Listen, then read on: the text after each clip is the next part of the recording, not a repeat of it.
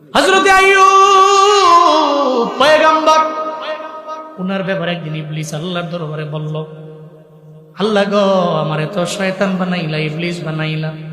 আমি চাই আইয়ুব নবীর একটু পরীক্ষা করার জন্য, আমি চাই সে কি তোমার পাগল নাকি ক্ষমতার পাগল, এটা পরীক্ষা করার জন্য আমি চাই। আল্লাহ কয়ে, যাই ইবলিস, আমি আল্লাহ তোমার সে পারমিশন দিয়া দিলাম, আমি আল্লাহ তোমার সেই অনুমতি দিয়া দিলাম, তুমি চাইলে আমার আইয়ুবের পরীক্ষা করতে পারো। আল্লাহ পাক রব্বুল আলামিন পরীক্ষার মধ্যে ফালাইতে লাগলেন আইয়ুব নবীরে।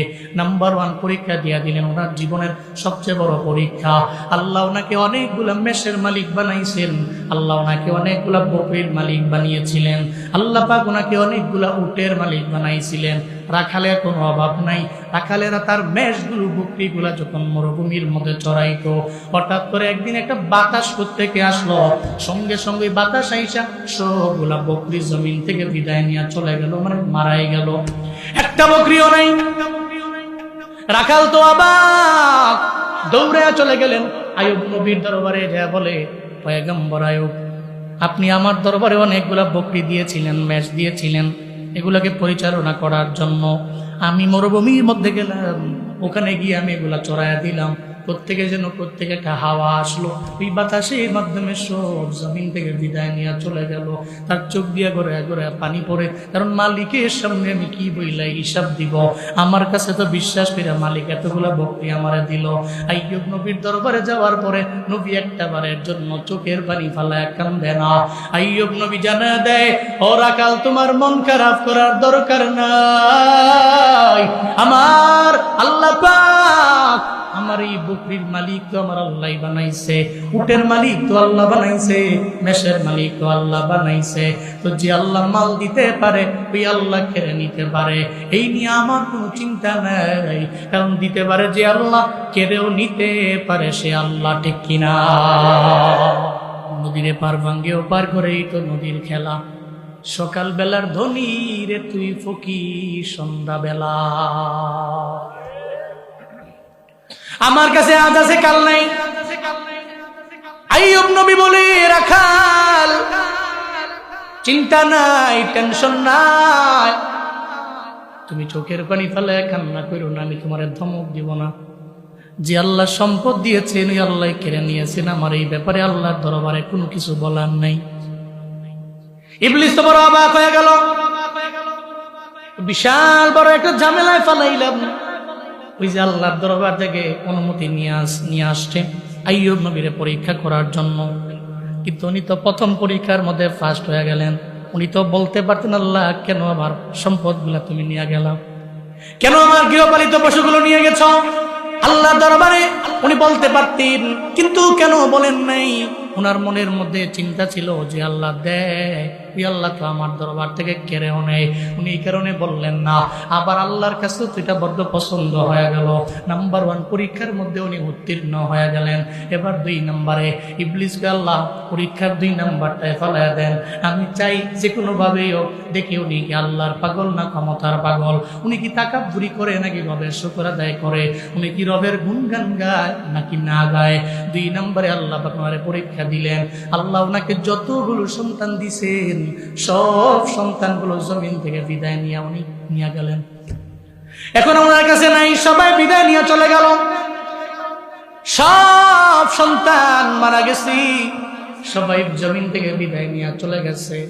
আল্লাহ তো জমিনের মধ্যে বান্দাকে পরীক্ষা করে ভয় দিয়া, আল্লাহ বান্দারে পরীক্ষা করে সন্তান নিয়া, আল্লাহ বান্দারে পরীক্ষা করে সম্পদ কমায় দিয়া, আল্লাহ বান্দারে পরীক্ষা করে এইভাবে।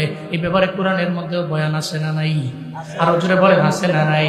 বেনুয়ান্নাকুম বিশাইইম মিনাল খাউফি ওয়াল জুই ওয়া নাকসিম মিনাল আমওয়ালি ওয়াল আনফুস والثمرات وبشر الصابرين চিল্লা পড়েন আল্লাহু আকবার।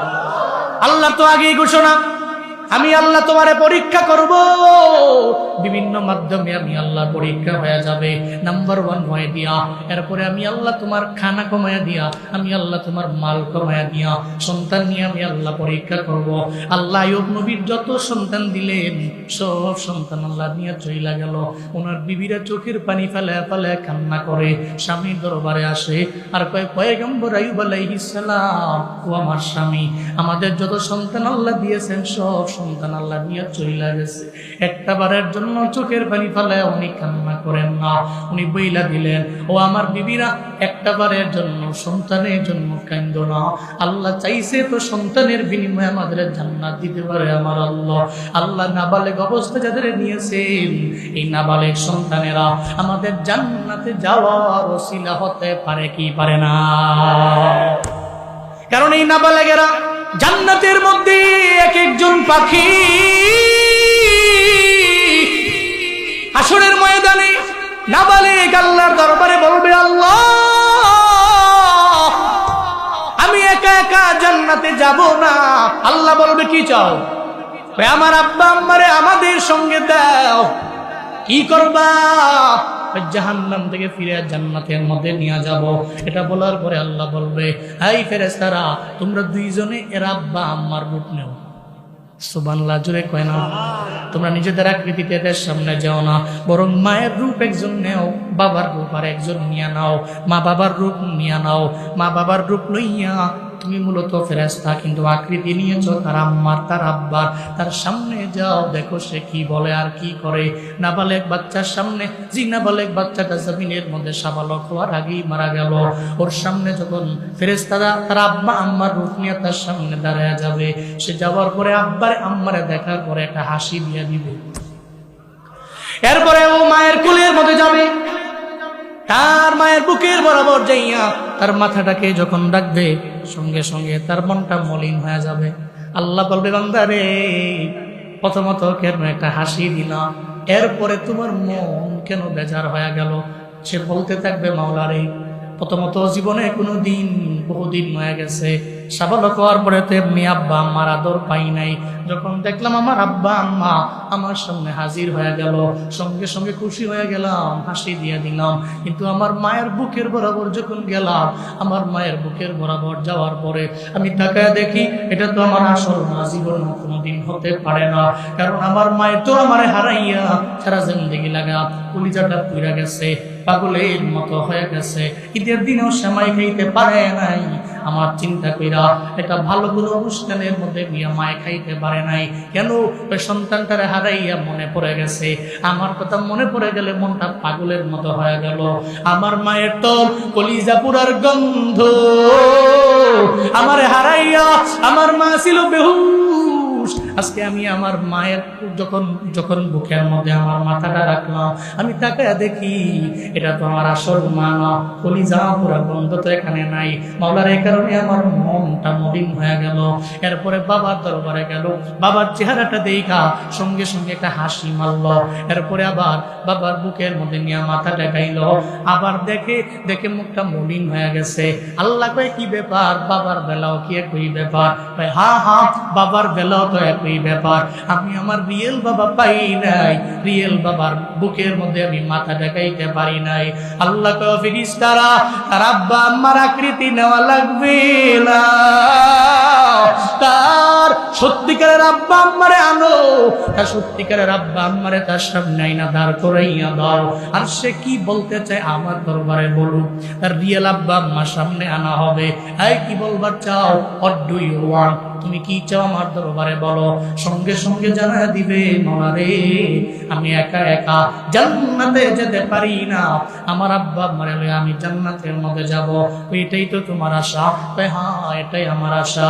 আল্লাহ পাক বলবে, যাও যাও, আমি আল্লাহ তোমারে পারমিশন দিয়ে দিলাম, সেই সামর্থ্য আমি আল্লাহ দিলাম, আমি আল্লাহ তোমারে সেই রাইট দিয়ে দিলাম। তোমার আব্বা আম্মারে জাহান্নাম থেকে ফিরাইয়া এই মুহূর্তে তুমি জান্নাতে নিয়ে যাও। সুবহানাল্লাহ, আরো জোরে আল্লাহু আকবার। আতিনা ফি দারে দুনিয়া না হাসান, আতিনা ফি দারে উকবা না হাসান, ইয়া গিয়াসাল মুস্তাগীসি নাহদিনা নাফদিকার বিল উলুমে ওয়াল গিনা হর গরি দেনে কো তু তৈয়ার হ্যায় जो न मांगे उस्तु बेजार है। আইয়ুব নবী বলে, বিবিরা সন্তান তো হারাইছো, এই জন্য সন্তানের জন্য চোখের পানি ফেলায় কান্না করার দরকার নাই। হয়ে যেতে পারে তোমার আমার ছেলেরা হাসরের ময়দানে জান্নাতের ওসিলা, চিল্লা পড়া যাবে কি মারহাবা।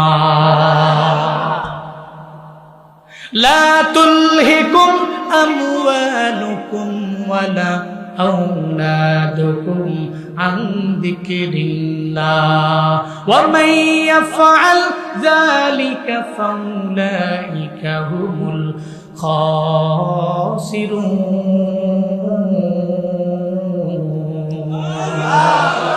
আল্লাহ পাক বলেন, লা তুলহিকুম আমওয়ালুকুম ওয়ালা আওলাদুকুম আন যিকরিল্লাহ। মনে রেখো, সম্পদ দেওয়ার মালিক কে? সন্তান দেওয়ার মালিক কে? এগুলা পাইয়া আল্লাহরে ভুলো না, কারণ আসল কে? যিনি দিতে পারেন উনি কেড়ে নিতে পারেন। তো তুমি পাইয়া মূলটাকে ভুলে গেলা, মূল যিনি আল্লাহকে ভুলে গেলা। মনে রেখো, যদি এমন করো তো তুমি ক্ষতিগ্রস্তদের অন্তর্ভুক্ত হয়ে যাবা। তুমি মাল পাইছো, তো সন্তান পাইছো, এগুলা পাইয়া শুকর আদায় করো। যদি বাহাদুরি করো যে কোনো সময় আমি আল্লাহ নিয়ে যেতে পারি, তোমাকে আমি পথের ভিখারি বানাইয়া শর্ট টাইমের মধ্যে বাসন হাতে দিয়া 3 রাস্তার কিনারার মধ্যে বসায় দিতে পারি। আল্লাহর কি সে ক্ষমতা নাই? আল্লাহ সে ক্ষমতা আছে। এই জন্য বাহাদুরি, তাকাব্বুরি, বড়াই অন্তত আমাকে সন্তান লইয়া, ছেলে লইয়া, সম্পদ লইয়া করা যায়, করা যায়। কিন্তু কারা করে না? ওই যে যারা গুণের বান্দা তারা করে না। সুবহানাল্লাহ পড়বেন না। যারা গুণের বান্দা এরা জীবনও কোনদিন এটা করে না। আইয়ুব নবী বলার পরে ইবলিসের মাথা নষ্ট। আরে প্রথম নাম্বার পরীক্ষায় ফালাইলো আল্লাহ, হেদি ফার্স্ট হয়ে গেল। দ্বিতীয় নাম্বার পরীক্ষায় ভাবছি সন্তানগুলা মরে গেলে হয়তো কানবে, আল্লাহকে বলবে আল্লাহ কেন করলা? এটা হয়তো বলবে ওমা হেদি আর ইমান আরো বাইরে গেছে। ইবলিস তো আবার এবার 3 নাম্বার জীবনের সবচেয়ে বড় পরীক্ষা আল্লাহ পাক হযরত আইয়ুব নবীকে দিয়ে দিলেন। প্রত্যেকের জন্য একটা বাতাস চলে আসলো, ওনার নাক দিয়া পুরা বডির মধ্যে গিয়ে ওনার বডিতে পচন ধরতে লাগলো। পুরা বডি হয়ে গেল দুর্গন্ধ। উনি হঠাৎ করে তাকে দেখলেন ওনার পুরা বডিতে দুর্গন্ধে ভরপুর হয়ে গেছে। উনি ঘরের মধ্যে আছে, দুর্গন্ধের কারণে পুরা ঘরই তো দুর্গন্ধময়। একটা সময় ওনার স্ত্রীরা প্রথম নাম্বার বিবি ওনার দরবারে গেল, যা দেখে আইয়ুব নবীর অবস্থা ভালো না, অবস্থা বড় খারাপ, পুরা বডিতেই পচন ধরে গেছে। প্রথম নাম্বার বিবি যা কয়, ও স্বামী আমার, আমি আপনার দরবারে থাকতে পারবো না, আমার বিদায় দিয়ে দেন, আমি চলে যাব, আমার তালাক দিয়ে দেন, এই এখানে আমি আপনার সঙ্গে থাকবার চাই না। আইয়ুব নবী কয়, আল্লাহ এ কেমন পরীক্ষার মধ্যে তুমি আমারে ফালাইলা? তবে অসুবিধা নাই, যেহেতু বিবি থাকতে চায় না, জোর করে রাখাও যাবে, জোর করেও রাখা যাবে না। উনি বলতে লাগলেন, যাও তুমি যেহেতু তালাক চেয়েছো তাহলে আমি তোমারে দিয়ে দিলাম। নাম্বার 1 বিবিরে উনি তালাক দিয়ে দিলেন। এরপরে ওনার 2 নাম্বার বিবি ওনার দরবারে গেল। আইয়ুব নবীর দরবারে যা কয়, আপনার বডির দুর্গন্ধ আমরা সহ্য করতে পারি না, পুরা ঘরটাই তো দুর্গন্ধময় হয়ে গেল, আমারও তালাক দিয়ে দেন। 2 নাম্বার বিবিও তালাক চাইলেন, উনি তালাক দিয়ে দিলেন। এরপরে 3 নাম্বার বিবি আবার গেলেন। 3 নাম্বার বিবি যা কয়, স্বামী আমার, আপনি আবার আমার তালাক দিয়ে দেন, যেভাবে 2 জনরে দিয়ে দিলেন। 3 নাম্বার বিবিও তালাক চাইলেন, তালাক দেওয়া হলো।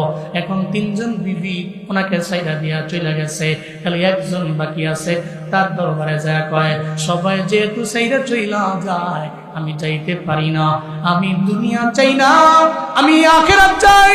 আল্লাহর দরবারে আমি বলতে পারবো, মাওলা রে, সবাই তো ছাইরা গেছে তোমার নবীর, আমি সাইরা যাই নাই। আল্লাহ গো, তোমার নবীর ধারে ছিলাম আমি, তোমার নবীর কাছে ছিলাম আমি, মাওলারে জমিনের সবাই চলে যেতে পারে কিন্তু আমি যাব না, হাসরের ময়দানে আমি আল্লাহর দরবারে বলতে পারবো। ওনার নাম ছিল রহিমা বিবি। দরবারে যাইয়া কয়, ও স্বামী আমার, আপনার 3 জন বিবি বিদায় নিয়ে চলে গেল, আপনি আমার তালাক দিয়েন না, আমি আপনার দরবারে তালাকও চাই না, আমি চাই মৃত্যু পর্যন্ত আপনার খেদমত করে আমি চলবো, আপনার পদধূলি নিয়ে চলবো, আমি জানি আপনার পায়ের নিচেই তো আমার জান্নাত, আপনাকে রাজি বানাইতে পারলে হাসরের ময়দানে আল্লাহ পাক আমারে জান্নাত দিয়া দিবে।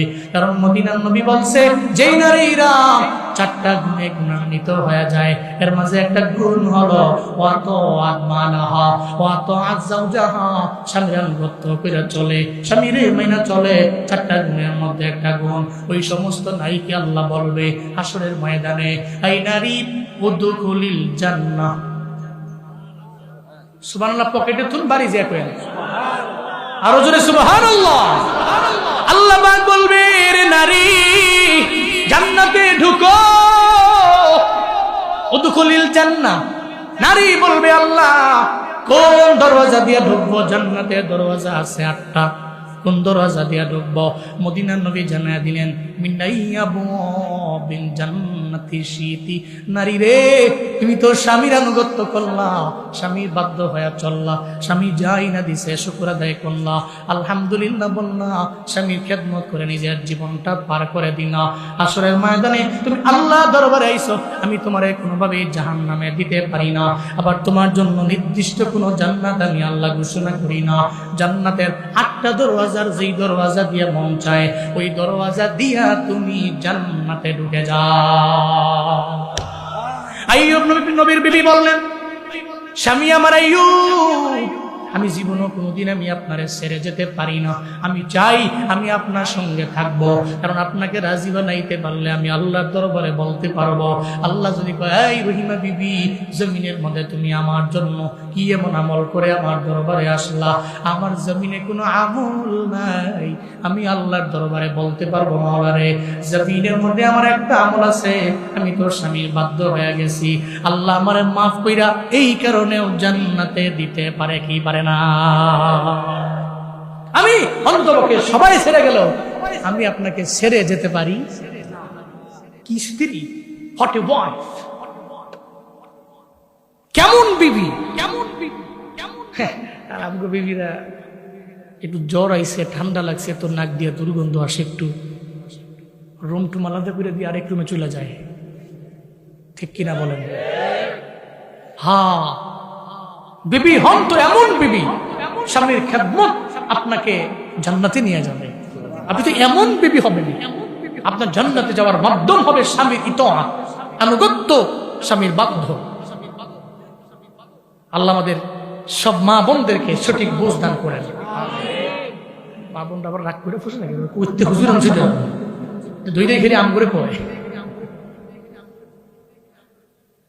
তাই আইয়ুব নবীর বিবি বললেন, আমি আপনার সঙ্গে আছি, ওকে তুমি আমার সঙ্গে থাকো, তাহলে আমি তোমার তালাক দিলাম না। আমার 3 বিবি চলে গেছে, তো আমার 1 বিবি তো আছে, নাম রহিমা, আমি তোমাকে নিয়ে একসাথে জান্নাতে থাকবো।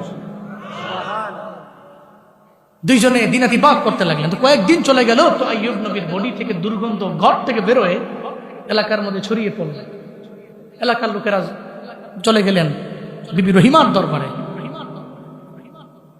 বিবি রহিমারে, তুমি তোমার ঘরের মধ্যে তোমার স্বামীকে নিয়ে থাকতে পারবা না, কারণ সমাজে বায়ু দূষণ হচ্ছে, বাতাসগুলো দূষিত হয়ে যাচ্ছে, তোমার স্বামীর দুর্গন্ধের কারণে আমরা বসবাস করতে পারছি না ঠিক মতো, তুমি তোমার স্বামীর নিয়ে এই জায়গা থেকে অন্য জায়গায় চলে যাও। বিবি রহিমা বলতে লাগলেন, আমি কোন জায়গায় যাবো?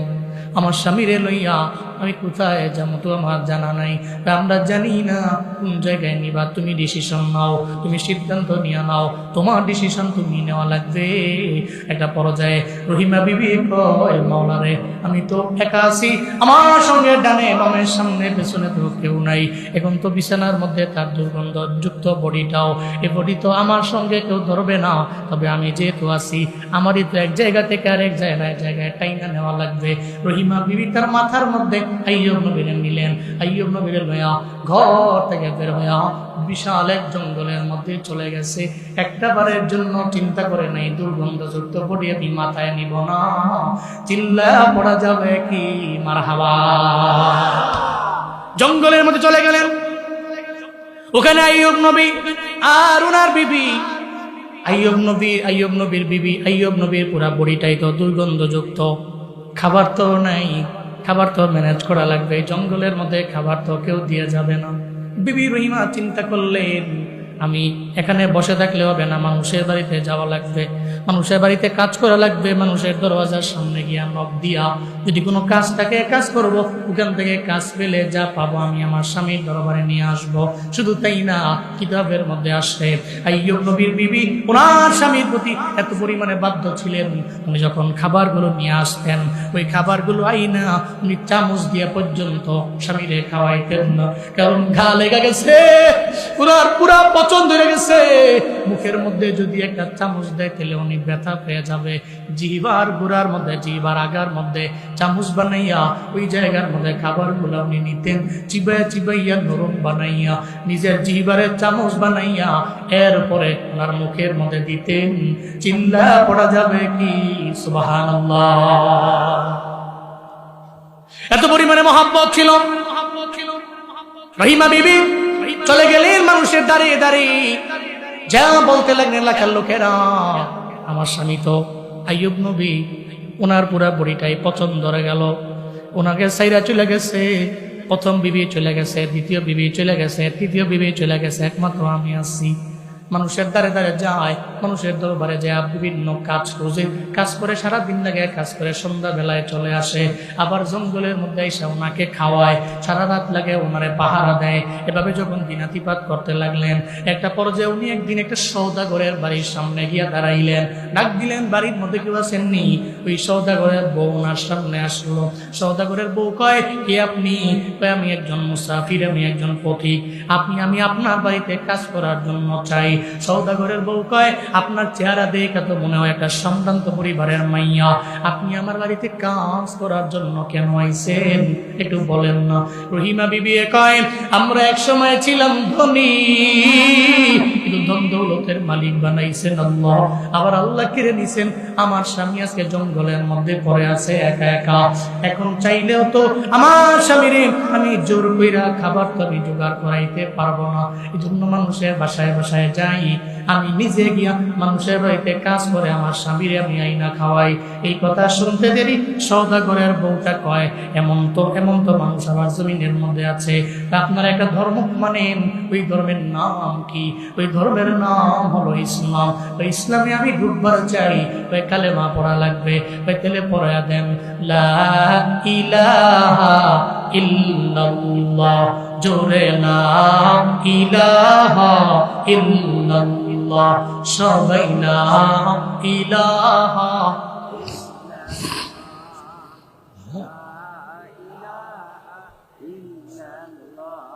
লা ইলাহা ইল্লাল্লাহ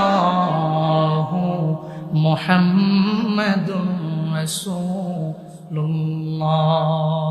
সাল্লাল্লাহু। কালিমা পড়ে আমরা মুসলমান বানায় দেন। সওদাগরের স্ত্রী কালিমা পড়ে মুসলমান হয়ে গেছে। কার হাতে? বিবি রহিমার হাতে। বিবি রহিমার হাতে কালিমা পড়লেন, মুসলমান হয়ে গেলেন। তো ভিতরে বললেন, আসেন আপনি, এখন তো আমি আপনার বোন। কি বোন? ইন্নামাল মুমিনুনা ইখওয়া। তো মুমিন যদি ভাই হয়, আর একটা মুমিনা তো তারা বোন হবে, ঠিক কিনা বলেন? ধর্মীয় ভাই আর ধর্মীয় বোন, এটা কপাল পোড়া এক রাজনীতির জেদ ধরে এই মুমিন ভাইটাই মুমিন ভাইয়ের উপরে আঘাত করতে দ্বিধা করে না। কপাল পুড়ে গেছে। তো তুমি এত বেহায়া, এত নির্লজ্জ, তুমি তোমার গ্রামই থাকে, তোমার পাড়ার লোক, তুমি এক নেতাকে ফলো করো, সে আরেক নেতাকে ফলো করে, তুমি এই জেদ ধরে মারামারি করো। তোমার পরিচয় না ছিল তোমরা দুইজন ভাই, কোনো মারামারি হবে না ইনশাআল্লাহ। হ্যাঁ, উল্লাপাড়ার মাটি তো শান্তির মাটি হবে ইনশাআল্লাহ। ইনশাআল্লাহ কোনো বিশৃঙ্খলা করা যাবে। ইসলাম উশৃঙ্খলতাকে, বিশৃঙ্খলাকে সাপোর্ট করে না। সো আমি যেহেতু ইসলাম মানি, ধর্ম মানি, কোরআন মানি, আমি উশৃঙ্খল হব না ইনশাআল্লাহ। আল্লাহ আমাদের সবাইকে কবুল করেন, আরো জোরে পড়েন আমিন। বোন তুমি আমার ঘরে আসো, আমার ঘরে আসো, তোমাকে যা লাগবে আমি দিব। আমার বাড়িতে কাজ করবা, থাকবা, সকাল থেকে নিয়ে সন্ধ্যা পর্যন্ত আমার সঙ্গী থাকবা, সাপোর্ট দিবা, যা লাগবে আমি দিব, নিয়ে যাও। ইবলিসের তো মাথা নষ্ট, ইবলিস তো কয় খাইছে রে। ভাবছিলাম যে তারে পোকায় ধরলে তার বউ তিনটা চলে গেছে, তো 4 নাম্বারটাও চলে যাইতো, তো সে ওই সময় বেকায় দেয় পুরা অন্তত পক্ষে আল্লাহরে ভুলে যাইতো। কিন্তু 3 জন চলে গেল, একজন তো যায় না, বিবি রহিমা। আবার মানুষের দাঁড়িয়ে দাঁড়িয়ে যায়, কালেমা পড়ে মুসলমান হয়ে গেছে। ইবলিস চিন্তায় পড়ে গেল, সওদাগরের মাথায় ঢুকলো। ইবলিস গিয়া সওদাগরের মাথার মধ্যে বুদ্ধি দিয়া দিছে, সওদাগর রে, আপনার ঘরের মধ্যে একটা মহিলা আসে। মহিলাকে জানেননি? মহিলা হলো আইয়ুব নবীর বিবি, রহিমা বিবি, 4 নাম্বার বিবি। আপনার ঘরের মধ্যে আসে, আপনার ঘরের মধ্যে সকালবেলা আসে, সন্ধ্যা পর্যন্ত কাজ করে, সব নিয়ে যায়। আপনার বিবির সাথেও সম্পর্ক ভালো, তাল্লুক ভালো। শয়তান এসে মাথার মধ্যে দিয়া দিল, ভাই আইয়ুব নবীর বিবিটা বড় সুন্দরী বিবি, আপনি চাইলে তার দিকে একটা কুনজর দিয়েও দেখতে পারেন, দেখেন না প্রলোভন দিয়ে আপনার দলে আনা যায় কিনা।